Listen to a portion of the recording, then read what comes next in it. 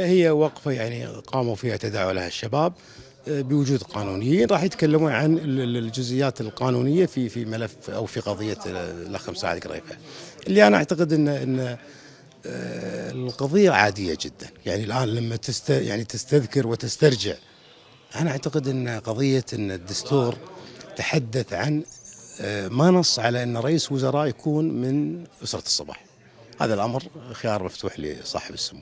الدستور ما قال أنه يختار رئيس الوزراء، بس ما قال أنه يجب أن يكون رئيس وزراء، تكلم أنه يكون من الشيوخ أو متروكة، بس القرار لسمو الأمير. فلذلك لو ترجع لتصريحات مرشحين في الانتخابات هذه والانتخابات اللي بعدها واللي قبلها واللي قبلها، ناس واجد قالوا كلام ساعد. قالوا انه والله بعضهم قال بطريقه اخرى، قال انا ارشح انه مثلا، وقالوا اسماء شخصيات، قال ارشح انه مثلا العنجري، مشاري العنجري يكون رئيس وزراء. بعضهم قال ارشح انه وليد الجيري يكون رئيس وزراء. فهذا التصريح يعني متداول، يعني ما هو جديد، ولا في تطاول على حق صاحب السمو، ووجهه نظر.